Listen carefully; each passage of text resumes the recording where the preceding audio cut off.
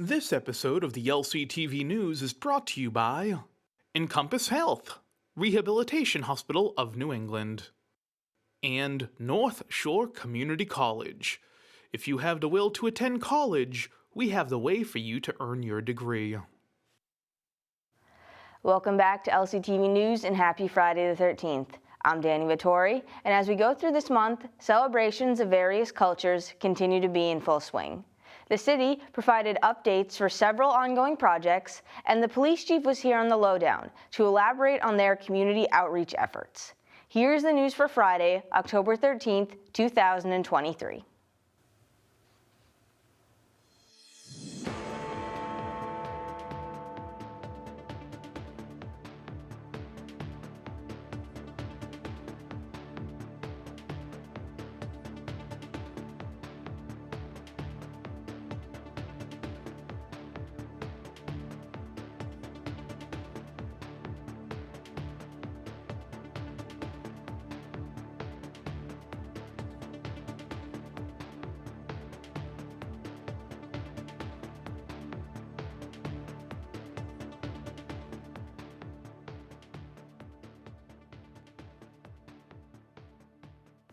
The city took another step in the creation of an Unarmed Crisis Response Team, coming up with a name and posting the job of director earlier this week. A group of stakeholders has been meeting since April, and in their September 14th meeting, they finalized the name of the group, Lynn Team. LCT will have three main areas of focus: acute mental and behavioral health, community mediation, and quality of life matters. It will begin as a pilot program a few days a week with the hope of expansion through a successful program. The city hosted a public forum in July where they fielded questions from the community about concerns and next steps. Some of these next steps will be creating a contract with Elliott Community Behavioral Health Center and giving the LCT a home at 95 Pleasant Street. The City of Lynn is again seeking art submissions from students and residents to be placed on big belly barrels all around the city. Submissions are due by October 18th, and only 11 finalists will be selected.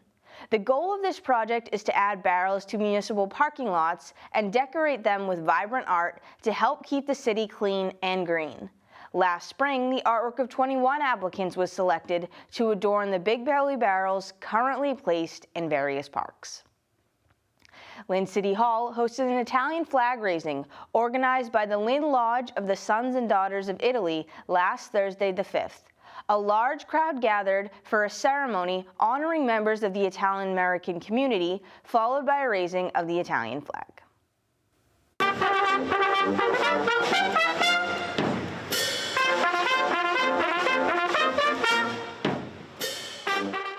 It's often said that the Italian lifestyle is made up of values, celebration of all aspects of life, time with friends, food, and family.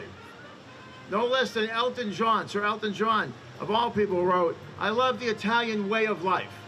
I love the food, I love the people, I love the attitudes of Italians." And don't we know that's true? With that in mind, look around to see all the great friends and family who are here today. Everyone's come out to celebrate our heritage. Starting with the Italian heritage and thinking about just the incredible contributions the Italian people have made to the world, really, from the fine arts to the sciences, Galileo, to the political theory. We are incredibly fortunate to have some amazing Italian contributions, Italian-American contributions here on the local stage. And that has happened for generations and generations, and the fact that we can have this moment to reflect on that and be grateful as a community for all those Italian-American contributions is really special, and it's particularly special that we get to recognize those who are here today for their outstanding contributions to this city. It's really an honor to have this moment to be able to welcome some of our outstanding citizens and honor their Italian-American heritage and, importantly, their Lynn citizenship and contribution.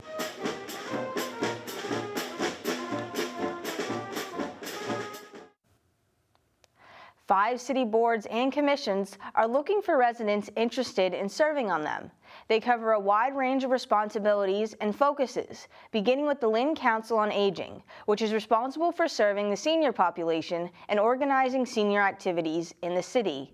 Then there is the Disability Commission, tasked with coordinating programs to address disability needs and ensuring the city is in compliance with all state and federal laws.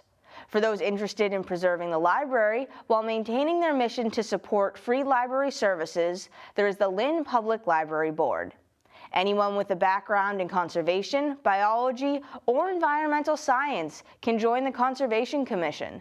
They are assigned with protecting and preserving the wildlife, environment, and water resources of Lynn. Finally, the Cultural Council, which serves the dual role of distributing annual grants while promoting education, equity, and diversity in the arts. The Lynn Cultural Council is accepting applications until October 17th for their FY24 grants. They will be awarding just under $100,000 and are available for individuals, municipal government organizations, as well as several kinds of nonprofits. They are supporting ventures in the sciences, humanities, and arts as defined by the Massachusetts Cultural Council.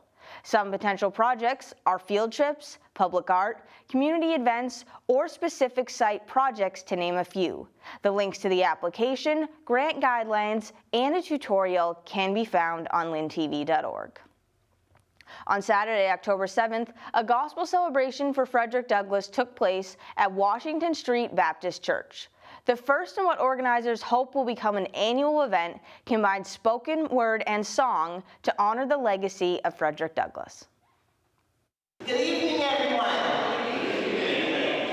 We want to extend a heartfelt welcome to each and every one of you that is out here tonight to help us celebrate the gospel celebrations of Frederick Douglass. 5 years ago, Brenda and I were involved in creating the first gospel celebration of Frederick Douglass. We were part of the Lynn Committee, which had a number of different functions during the 200th anniversary of Frederick Douglass. And this year we decided to bring it back. We felt there was a need for the community, for unity, for equality, for justice, and we are hoping that this will be an annual program for the next 100 years. I'd say this particular event is extremely important to the Lynn community because it does some outreach. It lets people know about actually not only just coming together, but for a common cause of what we like to call, and we're claiming him, a favorite son. Frederick Douglass was a resident right here in the city of Lynn, and he's truly a great American, one of the greatest Americans of all time. Roll, Jordan, roll. Roll, Jordan, roll. My circle rise to heaven, Lord, when the cheers with Jordan roll. Frederick Douglass was a young man, and he saw the need in order to step up, step out, and do something. Granted, he was knocked down more than once, but he kept going. And by his determination, his desire to make this a better place for all, we hope that this is what the young folks will get out of this. Just because you've been knocked down, you don't have to stay down. Because if there's a will, there's a way. If you're willing, readiness will come. In a press conference on Wednesday the 11th, the city, MBTA, and state representatives announced the opening of a temporary platform on Silsby Street in December, 9 months sooner than was originally planned. The platform will be fully accessible for all passengers and include wayfinding, emergency generators, and several messaging systems. The original platform was closed on October 1st, 2022, with commuters utilizing a free shuttle to the Swampscott station or existing bus routes since then. Working with their partner Keolis, an alternative plan was developed to accelerate the building of the temporary platform. Both local and state representatives echoed the importance of getting Lynn residents access to the commuter rail, even as the new station is still under construction. Here's a clip from the press conference. We're here to celebrate good news with everyone today. One of my first visits when I first became general manager was to come here in Lynn back in June and I had the chance to discuss this station here, the fact that it was closed, the needs of the community and the needs of the delegation, meeting with Chair Crichton, Mayor Nicholson, and the whole delegation. And as you can see behind me now, we're well on our way to constructing this temporary platform and station for the Lynn commuters and the riders that want to use this commuter rail system. In fact, today we're announcing that along with our partners at Keolis, we've accelerated construction work to the point that we are able to and anticipate restoring service by December 2023. That's 9 months sooner than originally scheduled. To see the full press conference, go to lyntv.org. After 2 extra months of outreach, the Broadway project is moving forward. In an 8-3 vote, the City Council approved a taking order, which will allow the city to use the properties of resident and business owners on Broadway through both temporary and permanent easements during construction. The project affects 0.3 miles of road along Broadway, including intersections with Genesis Street and Euclid Ave, which are on Mass DOT's list of 200 most dangerous intersections in the state. The vote was tabled in August, when the council received additional time from the state to work with residents and hear concerns. Throughout the entire process, it has drawn controversy, with Councilor at Large Brian LaPierre being the most outspoken against the project. He believes the outreach done by the city did not provide enough opportunities for residents to give input. LaPierre was joined by fellow councilors at large, Brian Field and Hong Net, who cast the other no votes, with the remaining 8 councilors giving the project the green light. LCTV produced a short highlighting the free little libraries seen all over Lynn. Featuring interviews with the R.E.A.L program, watch and learn more about the origin of these house-shaped boxes. The city of Lynn is full of parks. Just like parks, Lynn is also full of little free libraries, some nestled in the corner of a neighborhood, and some there for all to see. You may have seen these while out and about and wondered, what are these little buildings? Within each lie various books of all types. Book lovers of all ages are encouraged to both take books to read, as well as share their own. And the reason Lynn has so many of these libraries is thanks to the work of Jan The R.E.A.L and the R.E.A.L program. Jan sat down with us to discuss R.E.A.L and the little free libraries. I started the R.E.A.L program in 2013. After seeing a focus on literacy was not there, I started it with a handful of people that joined our board. The issue here is one public library for 100,000 people is not a realistic resource for this many people, and especially people who come from places where they haven't had literacy. The R.E.A.L program welcomes local youth year-round. Children are the biggest resource the City of Lynn has. We're just here helping to nourish that. One of the youth sat down with us to discuss literacy, the R.E.A.L program, and the little free libraries. I like the R.E.A.L program because I can interact with a lot of people, meet new friends, and I get to read, learn how to read, and I always have some playtime. I just think that R.E.A.L's a blessing that I could know Jan, all the other people that come here. I don't know what it would be like if I didn't have these people by my side. Jan believes that higher literacy rates can help solve some of the many issues facing Lynn's residents. Literacy is what's going to help them get out of that same cycle of looking for the monthly need of shelter, food, and clothing. The most successful nations in the world, the most successful cities in the country, the most successful communities in our own state are people with high literacy rates. And that's what we're trying to do here. With that mission in mind, the R.E.A.L program have been busy building and installing little free libraries around Lynn, often with help from outside organizations such as Breckenridge Capital Advisors. Funding and supplies for the libraries have been mostly donated by individuals. Todd Bohl is the founder of the Little Free Library Association out of Wisconsin. Now it is actually a worldwide movement, and we here in Lynn are trying to be known as the City of Readers. The concept of the Little Free Library is take a book, leave a book. But here, people don't have books, and when they get books, they don't want to return them. Personally, I don't mind. I will just keep providing books. Reading's important in life. If you don't read, you can't do a lot of things. You can't succeed in life. If you know how to read, then you could go so far in life. We have one in front of the R.E.A.L program at 17 Atlantic Street. 4 times a week we fill the box. We have collected and distributed over 240,000 children's books since 2013 now. As of the summer of 2023, there are approximately 70 free little libraries from the R.E.A.L program with the goal of getting at least 250. A full map can be found on the R.E.A.L program website showing all of them. The free little libraries are so good. The fact that there's just a little free library out in the street, if they can't afford anything, they could go and get a book. They'll learn how to read and maybe come back next time. Children need literacy just like we need love. We can't define love, but we know when we have it and we know when we don't. And that's the same with literacy.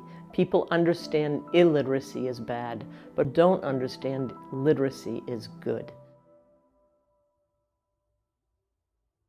In the box, the sports update.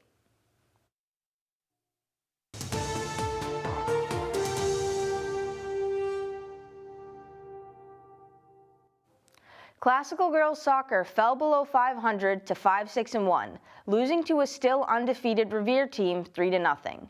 The Patriots scored with 19 minutes left in the half and added 2 more off set pieces. They lost again 3-1 to Medford and Somerville 8-2 on the 12th. Their boys team did not fare any better, as the Rams saw Revere score 4 goals in the second for a 5-3 win, followed by losses to Gloucester 5-1 and a 1-0 heartbreaker to Medford. A 1-0 win over Cardinal Spillman was described as the best win of the season by the girls' soccer head coach for St. Mary's. Georgia Alari had the lone goal of the day. The Spartan boys continue their undefeated season, sitting at 8-0-2, following their latest 5-0 blanking of Bishop Stang. Tech boys were blanked 2-0 when they traveled to Saugus last week, while both the English girls and boys teams were run over by Revere 6-1 and 4-1 last Tuesday the 10th. The girls' lacrosse play for a cure game pitted St. Mary's against longtime rival Bishop Fenwick. The Spartans were down 2-0 in enemy territory, but came all the way back in the fourth quarter, off goals by Dee Dee McCarron and Vanessa Hall for the 2-2 tie. Tech volleyball moved to 7-2 with a commanding 3-0 sweep over inner-city rival Kip. The Tigers won all their matches by at least 14 points, knocking the Panthers down to 5-6 on the year. Tech followed this up with another 3-1 win over Saugus. Kip did bounce back, downing Pioneer Charter 3-0 for a balanced 6-6 record. Classical cannot be stopped as they clinched their spot in the state tournament with a 3-1 road win versus Everett for a 10-1 record. They won again, sweeping Malden in straight sets despite being down 10-2 in the first set. A sweep of English keeps them undefeated in the Greater Boston League. The Spartans came in a point and a yard short, losing to Fenwick 202-201 in the tightest match all year. Rams Golf pulled off a 36-36 tie with Medford in a nail-biter, moving to 4-2-1. In the Spartans vs. Bulldogs matchup, St. Mary's was the victor 164-100. In football news, St. Mary's hung on to a 16-14 win over a physical Stang team. The Spartans did all their scoring in the first quarter, tallying 16 points on only 4 offensive plays. Jan The R.E.A.L rushed for 52 yards on a quarterback keeper. A fumble by Stang deep in St. Mary's territory was picked up by Spartan Tyler Guy, who ran it back 87 yards the other way for the score.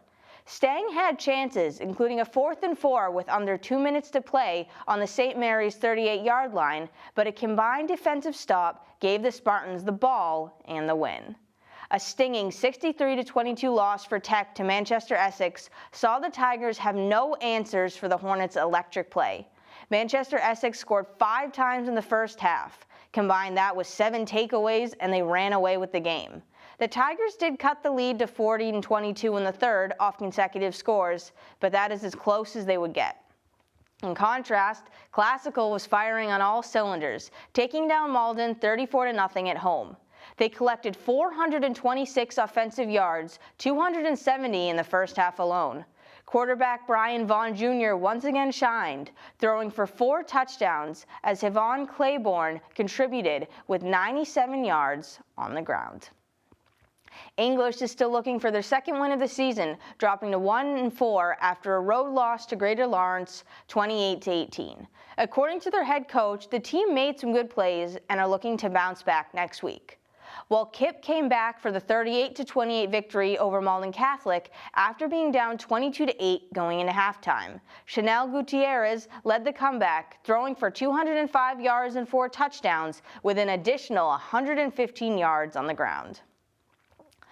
Not much can be said for the Patriots, who dropped a 34-0 loss to New Orleans Saints on the 8th. New England has now been outscored 69-3 in their last 2 games, as their offense has been unable to put any drives together. Injuries litter the Pats lineup, and it shows, as the Saints had 2 more interceptions, bringing the total to 4 for Mac Jones in the last 2 weeks.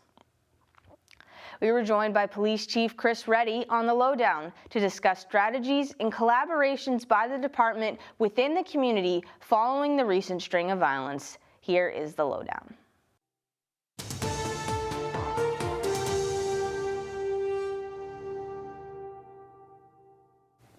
Hello and welcome back to another edition of the Lynn Lowdown. I'm Dani Vittori, and today we have on the Police Chief, Chris Reddy. Thanks for coming on the show. Thank you for having me.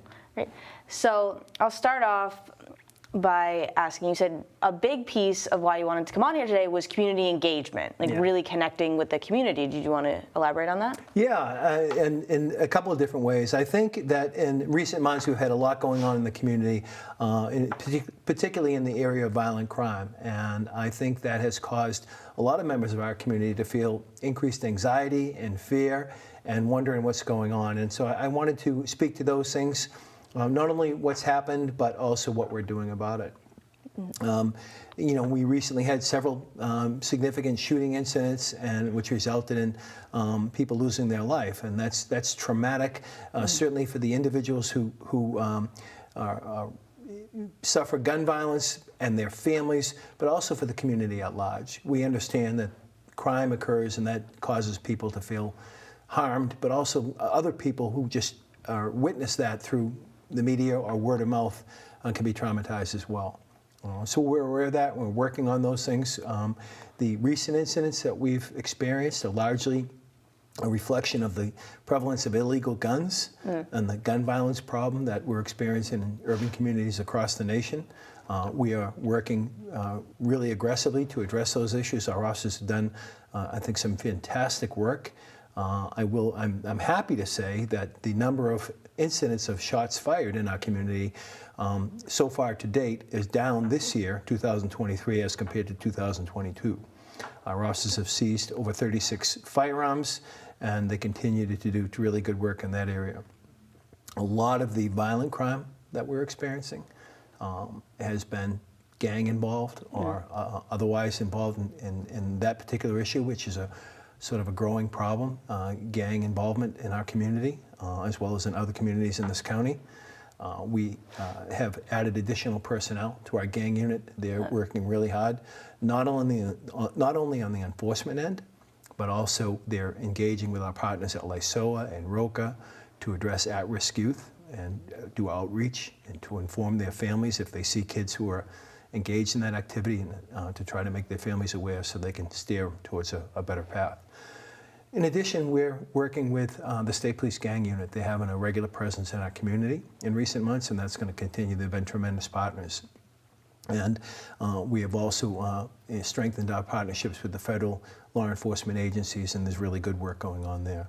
So we're approaching it from multiple fronts, and I just want the community to know that I think that the investigators are doing tremendous work, and up until this recent spat of incidents, we had not had a single homicide until late August, which is really a good result.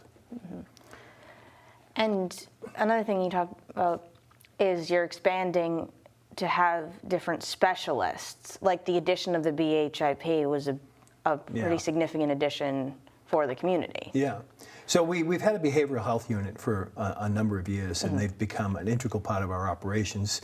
There's a great interaction between our officers and the clinicians who work in the behavioral health unit and the recovery coaches. They go to them all the time to share information about someone they think might benefit from services, to provide referrals or to get advice. That's worked really well, and we expect it to continue. It's a really important part of our operations.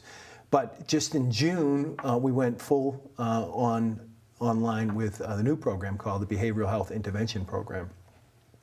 And that's a unit that is funded by the Department of Mental Health. It's made up of a clinician, a recovery coach or peer recovery coach, and an EMT paramedic. And they co-respond with our officers to incidents involving mental health or substance use so that they can bring those services directly into the community. In some situations, they're able to bring that individual to Elliot's community-based healthcare office on Pleasant Street. So that reduces the burden on emergency departments, which is a significant problem in this area. It also connects people who live in our community and are present in our community directly to the services that can help them get onto a path of health and recovery. So I think it's been really well received, and I think it's great to be able to bring specialists with their specific skill set out into the community, working with our officers. We can back out and they can engage with the people so that we're not tying up police services any longer than necessary. We're there if there's a need for a security presence, if people are being combative, but if they're cooperative, then we can just let them engage with that person, and then they can take it from there to connect them to long-term services. And that ties into the other piece of educating the community, prevention, really going along that end as well, because that also helps you. Yeah, I think in multiple ways I think we're a resource to educate people about various crime trends and things that we're experiencing or that we're getting word about from our partners, so that they can protect themselves, but also about the resources that we have. That we have this behavioral health resource and other resources, and it's an area we have to continue to speak to and spread the word about, because it's an ongoing need, and there are people in the community who may not have been aware of it before. So every step we can do to educate people, that's the better. And I would also want to add, we try to do that not only through formal things like this and some things we do on our social media and our webpage and other formats, but we're really committed to community engagement on the one-to-one level too with our officers, and that's a way to spread word to the community about what we can do to support them in a variety of ways. You're probably familiar with the Central Business District Bike Unit. It's been really well received. They do great work. They're focused on solving problems in the downtown area, working with residents, working with businesses, working with providers to get people who connected to services, who are homeless or substance use involved or have mental illness, or to solve other quality of life problems, so that we can people can feel comfortable and safe and happy coming and going in the downtown area. Beyond that, our patrol officers participate in a range of community events, from simple neighborhood meetings up until festivals and everything in between, so that they're out on foot and you can have a conversation and you can ask them something, and they can share the knowledge of what we're able to provide and how they can connect with services. And we even have all of our special unit personnel, one day a month. They work in uniform. They spend half the day walking out in the neighborhoods, particularly in the downtown or central area of the city, and then they spend the afternoon checking hot spots.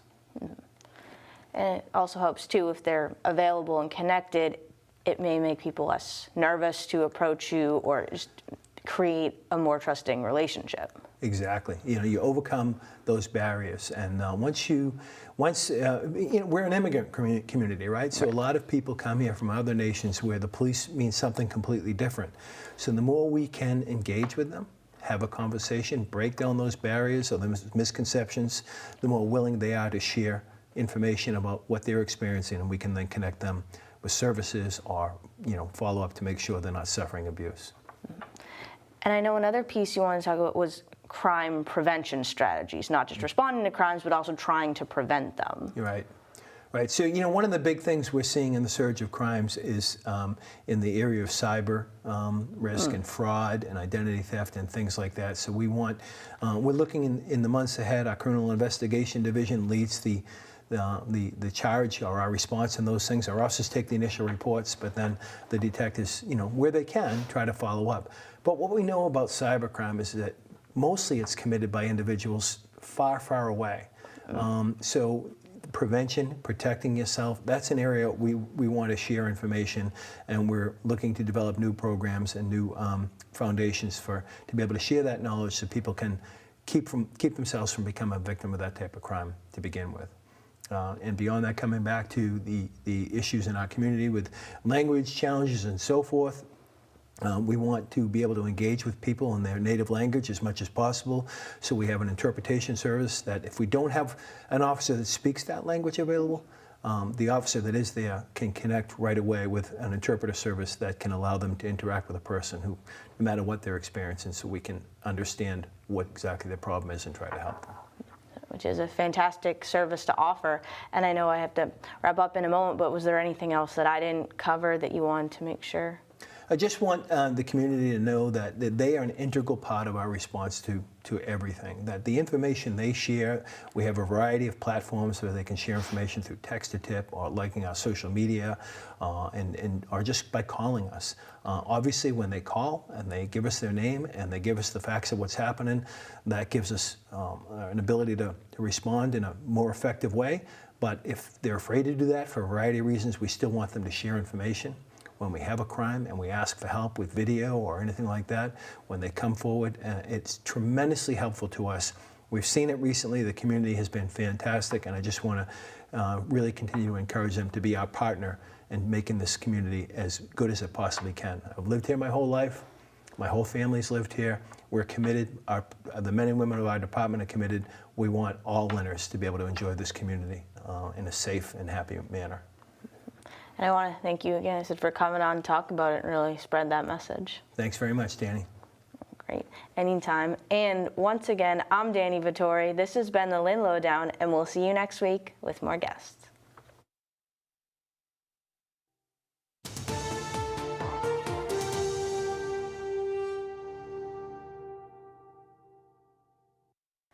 Next up, the community calendar.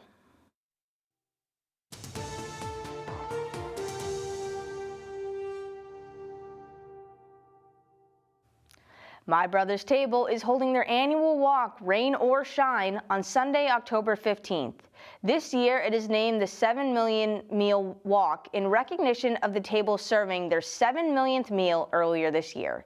Beginning at First Church, 40 Monument Ave in Swampscott, registration begins at 1:30 p.m. with the walk starting at 2 p.m. All proceeds go towards funding the table's meal programs. Residents can also register in advance online as an individual, team, or sponsor. Next Tuesday, the 17th, there will be a Hispanic Heritage Flag Parade going from City Hall around Lynn Commons and ending back at City Hall for a flag-raising ceremony. The parade begins at 5 p.m. Small flags will be given to participants, and Spanish translation will be provided. We Rise is hosting a grand reopening at 16 City Hall Square on Friday, October 20th from 4 to 7 p.m. The purpose of this event is to meet the new team, learn about their future plans, and how they work to help sexually exploited youth. With that, we have come to the end of another episode. Learn more about these and all past and future events on our website, lyntv.org. For interviews, events, and other staff and member content, go to Lynn Community Television on YouTube. And follow at Lynn Community Television on social media for breaking news, press releases, and more.